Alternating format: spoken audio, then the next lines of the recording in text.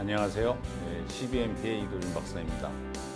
이번 시간에는 사업 모델 수립의 첫 번째인 시장, 그다음에 고객 분류, 가치 제한에 대해서 공부하도록 하겠습니다. 학습 목표를 말씀드리면 첫 번째 시장을 이해한다. 그다음에 두 번째는 시장이 있으면 그 안에 우리의 고객이 있죠. 고객을 이해하는 것이고, 그럼 그 고객들에게 어떠한 가치 제한을 제안할 것인지에 대해서 공부하도록 하겠습니다. 그럼 첫 번째 시장에 대해서는 지난 시간에 저희가 아이디어를 발굴하는 방법을 배웠습니다. 그럼 그 아이디어는 항상 관련된 산업이 있는 것이죠. 그런 산업에 대한 이해를 먼저 해야 될 것입니다. 그다음에 이 산업을 이해하기 위해서는 시장에 있어서의 전방, 후방 산업 전체를 이해해야 진정으로 시장을 이해할 수 있다라고 할 수 있을 것입니다.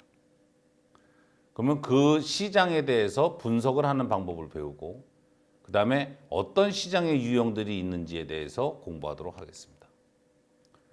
그럼 아이디어에 관련된 산업을 이해한다라는 부분에 있어서 3장에서 저희가 산업 아이디어를 발굴하였습니다.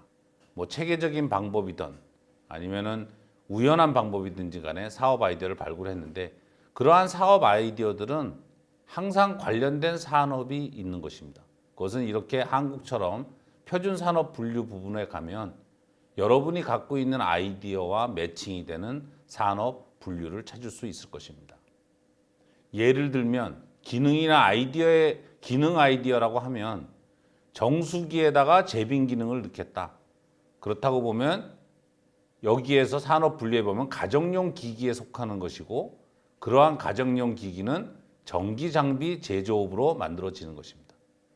그다음에 제품 서비스 아이디어인 경우를 보시면, 만약에 제품 서비스 아이디어가 모바일 게임 아이디어라고 치면, 그러면 모바일 게임 분야라는 분야가 있고, 그다음에 소프트웨어 개발 및 공급이라는 분야가 있으며, 그것들은 소프트웨어 개발 및 공급업에 속하는 것입니다. 그래서 정수기 플러스 제빙 기업은 전기 장비 제조업에 속하고, 모바일 게임 아이디어는 소프트웨어 개발 및 공급업에 속하는 것입니다.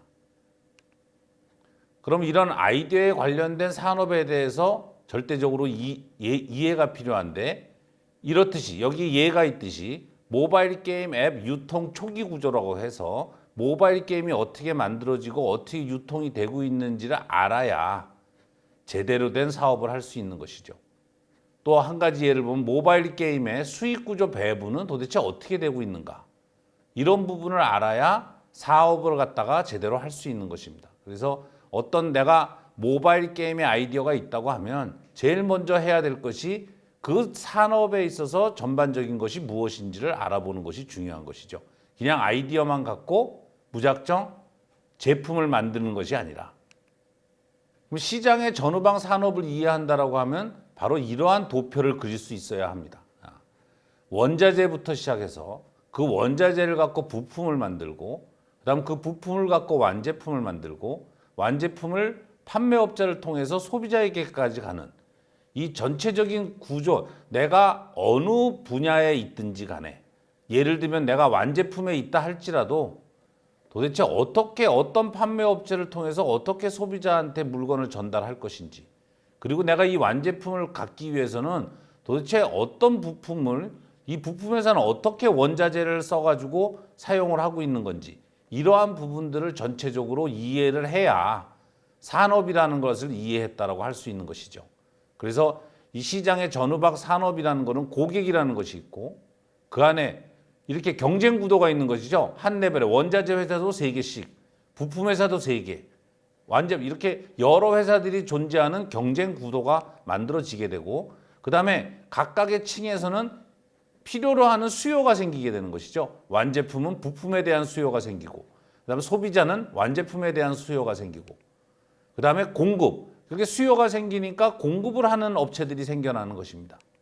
그 다음에 시장의 크기, 각 레벨마다 시장의 크기가 다른 것이죠. 소비자가 쓰는 시장 크기, 완제품 시장의 크기, 원자재 시장 크기가 가장 작겠죠. 시장 크기는 X로 치면 소비자군 시장이 가장 클 것이고, 그래서 어떤 내가 모바일 산업을 한다고 치면은 게임을 만든다고 하면 이러한 우리가 소위 말하는 가치사슬이라고 하죠. 이 가치사슬을 전반적으로 이해해야 도대체 나의 고객은 무엇을 원하고 나는 어떻게 재료를 공급을 받아야지 되는지에 대한 부분을 이해하면 훨씬 더 사업을 성공적으로 할 수 있을 것입니다. 그 다음에 더 중요한 거는 시장이라는 거를 갖다가 내가 컨트롤할 수 있는 부분은 제품을 만드는 것이지만 정치적인 상황이나 경제적인 상황이나 사회적 상황이나 기술의 발달은 우리가 컨트롤할 수 없는 것이기 때문에 거기에 의해서 시장에 위기가 올 수도 있고 시장에 기회가 올 수도 있는 것이죠. 그래서 시장을 공부할 때는 제일 먼저 공부해야 되는 것이 바깥에 있는 외부 환경에 대한 조사를 해야 되는 것입니다. 그 다음에 만약에 그 외부 환경이 내가 원하는 산업에 있어서 위기가 아니고 기회가 온다고 치면 좀 더 치밀하게 이 위에 있는 부분들을 갖다가 공부하게 되는 것이죠. 그러면은 만약에 이 시장이 나한테 유리하다고 치면 이제 시장 조사를 시작을 합니다. 그러면 시장 조사라는 것은 무엇이냐? 여기에 있듯이 시장 크기나 시장의 분류나 시장의 점유율들을 조금 더 구체적으로 공부를 해야 되는 것이죠. 그래서 성공적인 사업 모델을 수립하기 위해서는 첫째로 내가 제품과 서비스를 당신이 팔기를 원하는 제품 서비스를 구매하는 시장을 조사를 해야 하는 것입니다. 그러면 시장 조사하는 데는 어떤 것들을 할 것이냐? 일단 제품, 산업을 정했죠. 그럼 그 제품에 관련되는 사업 모델은 도대체 무엇인지, 소비자는 누구고 공급자는 누구고 유통구조는 어떻게 되는 것인지 이러한 것들을 다 알고서 사업을 해야 하는 것이죠. 그 다음에 본격적으로 들어가면은 경쟁사들과의 시장 점유율, 그 다음에 전체 시장은 얼마나 큰지, 이 시장은 성장하는지, 그 다음에 이 시장의 성장 단계가 지금 어떤 단계에 있는 건지, 이게 성장기에 있는 건지 아니면 도태기에 있는 건지 그러한 것들을 알면 조금 더 제대로 된 결정을 할 수 있게 될 것입니다. 여기 있는 예를 보면 이 예는 스마트폰의 업체별 세계시장 점유율입니다. 도대체 시장 점유율은 어떻게 변해가고 있는 건지. 예를 들면 삼성 같은 경우는 과거에는 넘버원이었지만 지금도 넘버원이지만 하지만 중국 업체들이 상당히 증가하고 있다는 거. 그 다음에 스마트폰 시장이 총 사용량이 어떻게 증가하고 있는지 이런 것들을 알면 보다 나은 사업 전략을 수립할 수 있는 것입니다. 아까 말씀드렸듯이 시장 조사의 첫 번째는 환경 분석입니다. 정치적, 경제적, 사회적, 기술적인 환경을 분석을 해서 이것이 내가 진입하고자 하는 시장의 위기인지 기회인지를 판단을 하고 그 다음에는 수요자를 갖다가 분석을 해야겠죠. 누군가는 물건을 사야 되니까. 그래서 고객의 분석을 하는 것이죠. 고객의 분석의 가장 중요한 것은 도대체 고객이 이 제품을 사서 무엇을 하려고 하는지를 알아야지만 고객에게 제대로 된 제품을 전달할 것입니다. 그리고 고객이 무엇을 요구하는지를 알아야지만 우리가 제대로 된 걸 줄 것이죠. 그래서 고객에 대한 분석이 중요하고 그 다음에 또 하나 중요한 거는 수요죠. 수요가 없다 그러면 이 사업은 할 수가 없는 거죠. 그러니까 시장의 크기라고도 말 수 있고 시장의 성장성이라고도 할 수 있는 것입니다. 그 다음에 공급자. 물론 저희도 공급자이지만 공급자 안에는 경쟁자도 포함이 되어 있는 것이죠. 그래서 공급자에 보면은 자체 역량 및 경쟁사 검토. 그 다음에 내가 고객이 원하는 만큼 공급을 할 수 있겠는가. 그 다음에 나의 장점과 강점은 무엇인가. 경쟁자의 강점과 장점은 무엇인가. 그런 것을 통해서 우리가 스와트 분석이라는 것을 할 수 있는 것이죠. 그 다음에 시장 조사를 하면은 전체적으로 토탈 어베일러블 마켓이라고 합니다. 이거는 당신이 만든 제품을 가지고 만약에 100%를 차지한다, 마켓 쉐어를 100% 차지한다고 하면은 그때의 시장의 크기입니다. 샘은 서비스 어베일러블 마켓이라고 그래서 그 중에서 내가 정말로 팔 수 있는 시장이 어디인가. 그 다음에 타켓 마켓. 이걸 우리가 서비스able, 오브저버블 마켓이라고 하는데 내가 진짜로 매출할 수 있는 시장은 어떻게 되는가. 그래서 전체 시장을 조사를 하면 내가 관련되어 있는 제품의 시장이 전체 시장이 얼마인지 그 다음에 내가 그걸 갖고 내가 시장을 마켓 쉐어를 100% 먹는다고 하면 어떻게 되는 건지 내가 팔 수 있는 거 어떻게 되는지 그다음에 내가 정말로 팔 수 있는 시장은 어떻게 되는지 이 부분에 대한 조사가 필요한 것입니다. 예를 들면 내가 하고자 하는 타켓마켓은 퍼피만을 위한 음식입니다. 이 퍼피라는 거는 특정한 강아지의 종류인데 그 강아지만을 위한 음식인데 그러면 쌤은 뭐냐? 개들을 위한 음식이죠. 이 퍼피가 강아지니까. 그러면 템은 뭐냐? 전체 동물의 음식을 차지하는 거예요. 그래서 전체 산업 분야에 대한 사업 사이즈라고 보시면 될 것 같습니다. 그다음 두 번째로는 노인 여성을 위한 건강유지 모바일 앱이다. 그게 나의 타켓마켓이라고 하면 쌤은 건강과 관련되는 거니까 건강유지 모바일 앱이 되겠죠. 그다음에 템은 전체 모바일 앱이 될 것입니다. 그래서 이런 식으로 어떤 타켓마켓을 정하고 그 타켓마켓 위에 있는 서비스 어베일러블한 시장이 얼마나 되는지 그다음에 이러한 것들이 포함되는 전체 시장은 어떻게 되는지를 보시면 될 것 같습니다. 템을 측정하는 방법은 탑다운, 위에서 아래로 하는 방법이 있고 바텀업이 있습니다. 그러면 탑다운을 먼저 보시면 탑다운은 연구 보고서나 산업계 보고서, 그다음에 주요 가정을 기반으로 하는 이런 것들을 갖고 템을 결정할 수 있는 것입니다. 예를 들면 중국에서 밖에 나가서 먹는 음식이 총 지불하는 게 얼마나 될 걸 보자. 그러면은 중국 인구가 10억이라고 치고 70%가 매일 밖에서 식사를 한다라고 하고 평균 식사 비용을 달러라고 하면 예상되는 외식 시장 크기는 10억 곱하기 70% 곱하기 평균 식사 비용이 되는 것입니다. 이렇게 해서 탑다운을 할 수 있지만 이 탑다운은 문제가 뭐냐면은 내 타켓 시장이 보이질 않습니다. 예를 들면 뭐 설렁탕을 팔고 싶다 중국에서. 거기에 대한 시장 조사하기가 힘든 것이죠. 근데 바텀업을 보면 바텀업은 타켓 마켓에서부터 시작을 하는 것이죠. 이게 굉장히 스타트업에게 현실적인 방법론입니다. 그래서 목표 시장의 크기를 일단 보면 나의 목표는 나이 6세에서 8세 사이의 여자아이를 위한 90불짜리 인형이다. 그럼 이 시장은 얼마나 클 것인가? 그러면은 미국에는 매년 200만 명의 여자아이가 태어납니다. 근데 그 중에 50%만이 90불짜리 인형을 살 수 있는 것이죠. 그러면 전체 시장을 보면 나이는 6세에서 8세니까 세 세대가 있는 거죠. 그래서 200만 명에다가 50% 곱하기 3을 하면 300만 명의 여자아이가 있다라는 목표 시장의 크기가 정확하게 나오게 되는 것입니다. 그래서 탑다운보다는 바텀업이 나의 타켓 시장을 정하는 것이 더 쉬운 방법입니다. 시장의 유형을 보시면은 네 가지 종류가 있습니다. 원래 존재하는 시장. 그 시장에서는 보통 지금 있는 제품보다는 더 좋은 성능을 요구하죠. 고객들은. 그리고 항상 제품의 성능이 개선되고 향상되길 바랍니다. 그 다음에 경쟁사는 이미 기존에 있는 회사들이 경쟁 회사고요. 그 다음에 나의 리스크는 지금 나하고 경쟁하고 있는 회사들이 리스크가 되는 것이죠.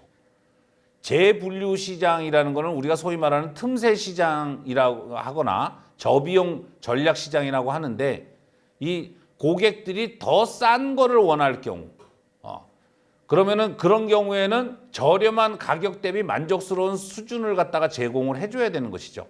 아니면은 좀 더 독특한 기능을 갖다가 넣어주든지. 역시 경쟁자는 기존 회사들입니다.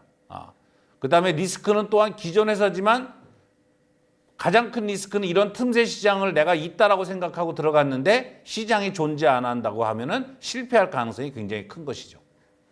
그 다음은 새로운 시장입니다. 고객은 역시 새로운 시장이라는 거는 기존 시장과 대비해서 가장 큰 차이점이 신규 사용자라고 하는 것이죠. 그래서 고객이 있을지 없을지도 모릅니다. 고객의 요구사항은 단순하고 편리함, 할 수 있는 것을 더 준다라고 하면은 쓸 가능성은 있는 것이죠.